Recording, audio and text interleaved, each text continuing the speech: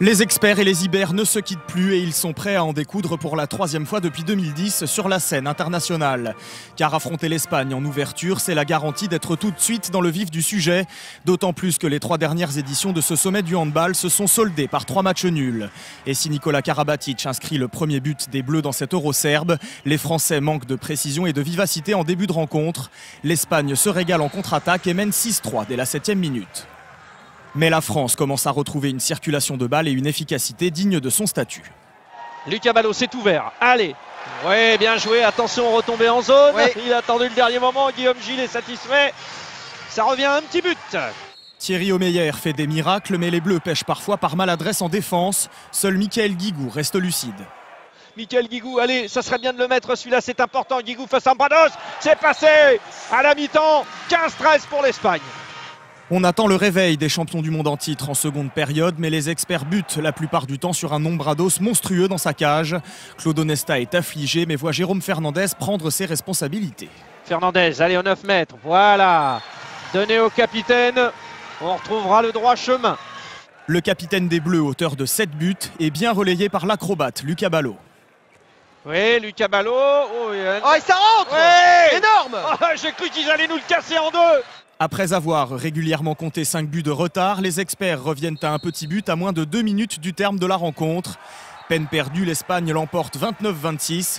L'équipe de France a encore du pain sur la planche pour espérer conserver son titre européen. Manque de rigueur générale. On a commencé le match, on sentait qu'on manquait de rythme.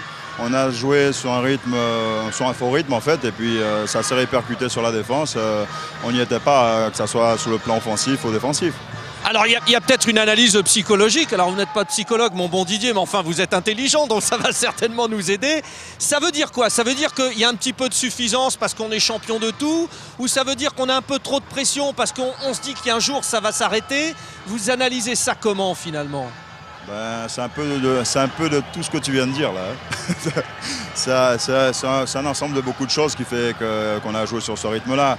La préparation, on a été un peu sur ce rythme-là. On a joué les 2 matchs contre la Norvège aussi sur ce rythme-là. Donc il ne fallait pas non plus espérer qu'aujourd'hui on allait faire un match sur un autre rythme. On pense toujours que ça va venir.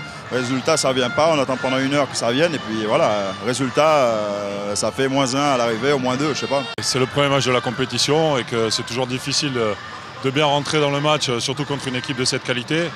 Et puis je crois qu'il faut saluer la grande performance de cette équipe espagnole qui a livré vraiment un très bon match, et notamment en défense. Ils nous ont beaucoup gênés parce qu'ils ont beaucoup coupé nos courses. Et le fait qu'ils montent aussi haut, ça nous a coupé vraiment notre élan vers le but. Et c'est vrai qu'heureusement que Daniel est rentré après pour gagner les duels parce qu'on avait beaucoup de mal.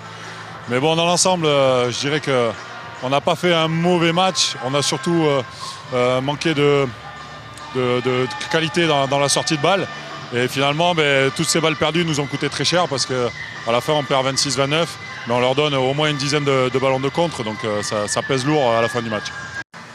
Ils ont une densité défensive que je connais bien, puisqu'ils font à peu près la même défense, ils font exactement la même défense qu'on fait en club, que je fais, qu'on met en place en club, et la plupart des joueurs justement de l'Espagne évoluent à l'Atlético Madrid. Donc moi, par exemple, j'arrive un peu à anticiper ce qu'ils vont faire, mais c'est vrai que quand on n'a pas l'habitude, c'est une défense qui pose quand même beaucoup de problèmes.